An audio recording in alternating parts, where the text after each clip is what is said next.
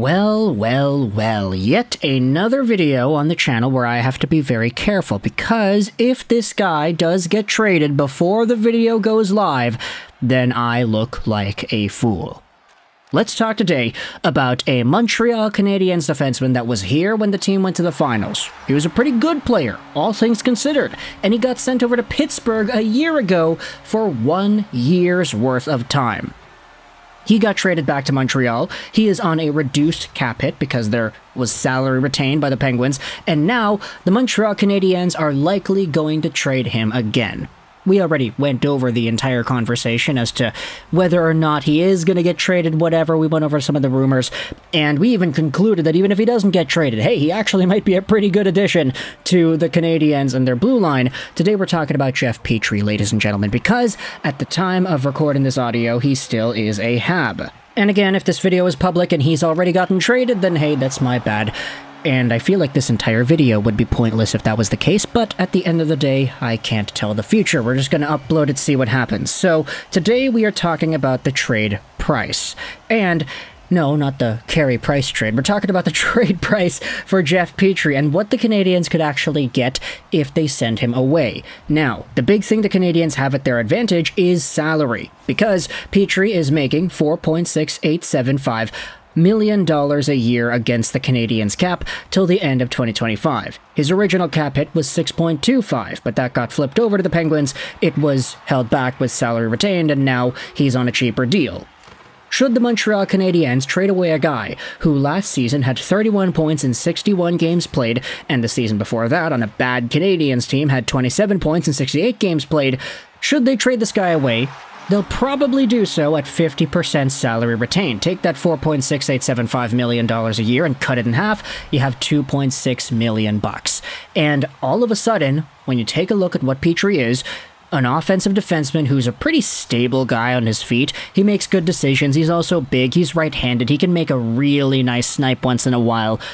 If you get this kind of a guy, who admittedly is 35 years old, but that's not going to stop him, he still had pretty good production last season. If you get this guy at $2.3 mil a season, that's a pretty good contract for your team. In fact, that's a really good contract. And if we go over to a recent edition of the Sick podcast with Tony Marinaro, this is what Charles-Alexis Brisebois went out there and said regarding what the price could be.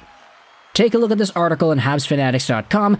Here is finally what the Canadiens could receive in exchange for Petry. It's written by Elias. It's from my goodness, I can't read. It's from August 13th, 2023. And what this article does is it transcribes the quote from the Sick podcast with Tony Marinaro. Finally, this is an idea of Petry's value at a reduced salary. We're talking about a defenseman who amassed 31 points in 61 games last season and 42 points in 55 games played 2 years ago, who could only cost $2.3 mil. This is what Charles-Alexis Brisebois said on the Marinaro podcast. Montreal can still retain 50% of his salary, which, in my opinion, could allow them to get a first-round pick. He's a D-man with a lot of experience, so I expect the team to pay a high price for him, and I'm convinced there would be a lot of interest for a player like him. And the thing is, if Kent Hughes gets a first-round pick for Jeff Petry, I feel like a lot of Canadiens fans would consider that as a big win. I know a lot of Habs fans, especially on the Habs subreddit, were memeing around saying, yeah, Petry's gonna get traded for 2 firsts, baby.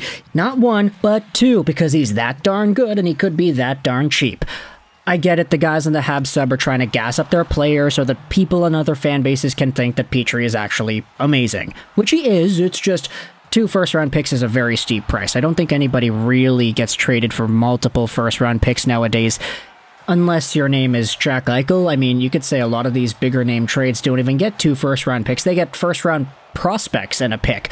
But either way, Jeff Petry, if he at least gets a first-round pick, that's a good deal. Because the Montreal Canadiens acquired Petry pretty much for the entire reasoning that they wanted to trade him at a lower price. And taking on that salary from Pittsburgh in order to facilitate the Erik Karlsson trade ultimately comes as the best gift they could have received. We'd talked about this in the other video, but the reason that Jeff Petry didn't have the Canadiens on his no-trade list was because, firstly, he was already acquired from the Canadiens, and secondly, There were already reports coming out saying that he didn't think he'd ever get traded back to Montreal. He was surprised to see the Canadiens take him up once again.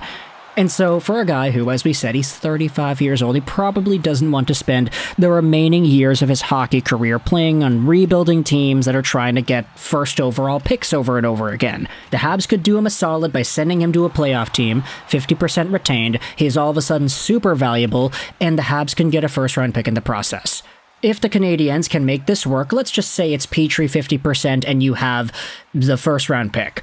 The Habs would have essentially traded away Pitlick and Hoffman for all the stuff they got from Pittsburgh, Casey DeSmith, Nathan Legare, and a second-round pick, plus a first-round pick from whichever team takes on Petry. Now, sure, you would have to retain $2.3 million of Petry's salary for the next 2 years, but that's fine.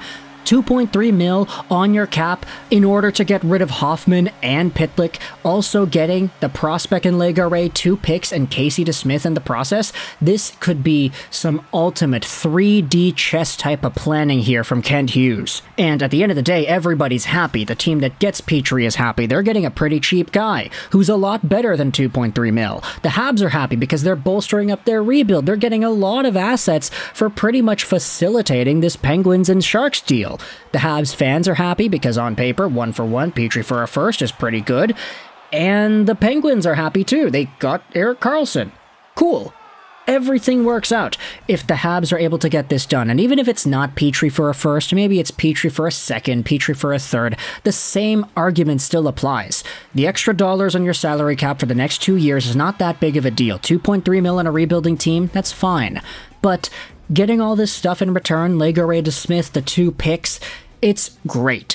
And even if this doesn't go through, even if there is no trade right away, if Jeff Petry plays with Montreal, the team gets better. Having him on a line with Matheson would be so funny because they got traded for each other.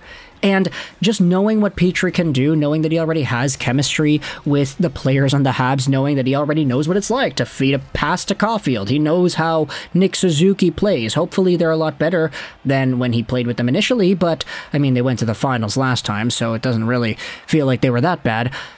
There's a lot of growth and potential here, even if Petry does not get traded. But if he does, this could be the price. Petry at 50% for a first. Do you think this is fair? Do you think maybe Petry should go for a bit more? If it's a first and let's say another B-tier prospect, is that more up your alley? You could say that Petry by himself is already pretty good because 4.6 is not that bad, but 2.3, 50% retained, is that enough to get another first-round pick or another prospect that's worth talking about here?